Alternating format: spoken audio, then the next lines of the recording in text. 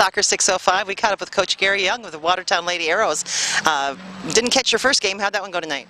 We struggled on the first one. We wound up losing 9-1. Came out, had a couple opportunities to score early and got caught on bases. They did a nice job. The catcher's got a good arm, picked us off, kind of set the tone. They went ahead and like I said, we struggled. So any given night, it can be a complete different result, can't it? Any given night, yeah. And, Renee's our #1 pitcher by far and away, and she signed up for the military, so she's been down here 2 days doing testing and training for that. So I think she was a little tired and a little nervous about that. So she wasn't real sharp tonight, but even at that, we still had the opportunities to do it and didn't. So. Well, it was a beautiful night to play, and bless her heart, your player who signed up for the military, I'm sure that all of her softball training has helped her with that. I hope so, yeah. She's a good girl. So how many girls do you have playing fast pitch in Watertown? In Watertown, I think we got 54 right now. We started out with 59. We got 2 that's hurt and 3 that decided it wasn't for them, and girls that hadn't played before. Well, I shouldn't say that. One of them was playing, and if she made the soccer team or volleyball team, she was going to go play volleyball. If she didn't, she was going to stay with us. The other 2 was their first year. One was a senior, one was a junior, sisters, and they decided it wasn't for them. So we have 54 still out. So. Well, the ones that are there are the ones that want to be there, right? Right. We got 3 girls playing, or we had 2 teams down here tonight, and we got one playing in Brookings. Wow. Brookings doesn't have a JV, so every time they play at home, one of our Watertown teams plays there as their JV partner. So. Oh, wow. What a nice arrangement. Yeah, it is. And Yankton's got an extra team down. They got 3 teams in Yankton, so when they come to Sioux Falls, Yankton comes up and plays with them. So. Yeah, it's not uncommon to be out here and see Yankton all over the place. Yeah. And now Watertown tonight. One of the things we talk with players about a lot of times is, would it make a difference for them if softball was a sanctioned high school sport? And, I wonder a lot of times for players if being able to play a true school sport makes a difference for them in that final decision. I think it does. I'm the state commissioner for softball in South Dakota, and naturally we're trying to get more numbers, more players. It cheats the kids out of some experience at the high school level by not having it, in my mind. There's some things that we could do that the high schools couldn't do, so there is a little bit of plus to it. But on the most part, yeah, it's too bad that they can't be high school.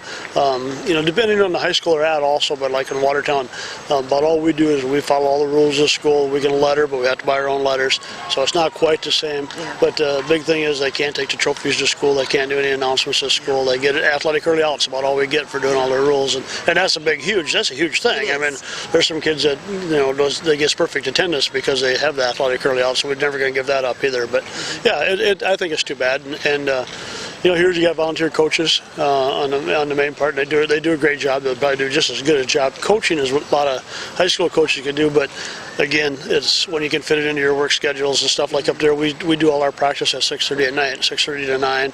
Where if they was going out of school, they'd be out there at 3:30, 4 o'clock, and go until 6:30. So. Now, do you think that there may be some athletes out there that aren't playing any athletics that would be playing softball if it was sanctioned? Is there any way to measure that?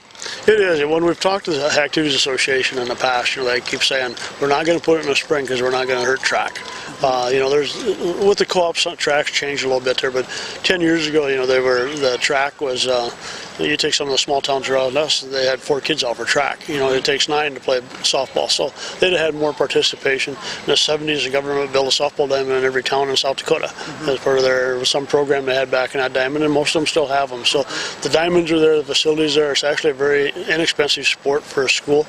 The biggest cost would be coaching and catcher's gear, probably a couple of bats, and like it is here, most of these kids own their own bats anymore. So, and most of them own their own catcher's gear. So it's inexpensive as far as that part of it goes. It's kind of like, actually it's pretty close to being soccer in the fact that you buy 6 cheap balls and throw them out there, and everybody else can furnish everything, the uniforms. But again, as soon as the school gets it, cost goes up pretty fast because of the coaching and things. But it is too bad that they don't have that experience. Well, and the transportation issue is another issue. It'd be interesting to see if any of the programs like Watertown or any of the programs here in Sioux Falls are kind of calculating what the cost would be to the school if the school were to take it on. Wouldn't it be interesting to you? Yeah, when they did the study for soccer up there, Watertown figured that soccer is going to cost between $60,000 and $80,000 a year. We figure we can get by somewhere in that $7,000 to $8,000 to $10,000, depending on how much new stuff we want to buy. we probably, part of our deal is we spend about $1,500 just on our banquet. We probably do one of the nicest. We do a banquet that's probably nicer than our high school. You guys know how to celebrate softball in Watertown. Yeah, we do. We go after that part of it, and we make it a special night for the girls and that type of stuff. But but the bad part is, like last Friday night, we drove down to, or Thursday night, we drove down to Brandon and get out of the car and the lightning sirens go off. Yeah. So we turn around and go back. And the parents grumble a little bit about that. But the other part of that is, if their kids was on a school bus, they'd have been there anyway. So. And you don't want to put them out there on the diamond with that lightning going on. No. Or the flooding. Right. Yeah. Luckily, none of us came to town. Yeah, it was pretty damp around here. Yeah. So. Well, it's fun to see the girls out there having a good time, and we're at Sports 605. We're always advocates of there's a sport out there for every kid, Yep. and if it's part of the school, it's more accessible for the kids. Right. You guys have been doing a great job, and you've already got the model in place for them. It looks like to me. Yeah.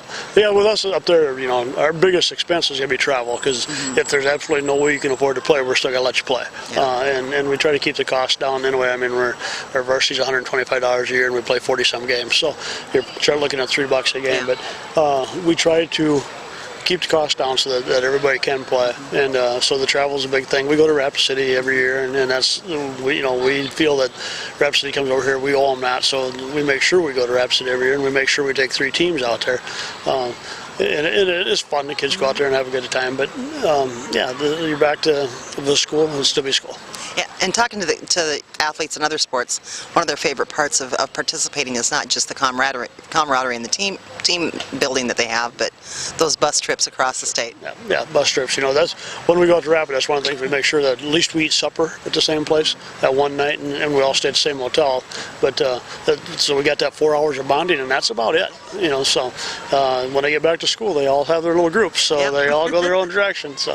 Well, and we often have talked to some folks that they say maybe the best way would be to work together with baseball and come in with baseball at the same time. You got to make sure baseball wants it. Sure. You can't make a decision without talking to them. Right, I'm not so sure baseball wants it. Baseball's the Legion programs, and they're kind of fighting it anyway in the spring. It's the same way hockey. When you get right down to talking to hockey, I don't think hockey actually wants to be part of the school system. There's too many rules that they don't want to follow, and get to extra games, and that's part of us. I mean, that's one of the advantages we got. We play 40 games a year, and if we were playing high school, we'd be playing somewhere in that 24 to 28, is like the Minnesota plays. So we get to extra games then. Yeah, soccer talks. They had a lot of discussions in the soccer community before then too. So, well, it was really great to finally meet you. Again, want to congratulate you on that beautiful website that you do for South Dakota Softball Association. It really looks nice, and looking forward to talking to more of your girls later on in the season. All right, we'll be here. Thank you.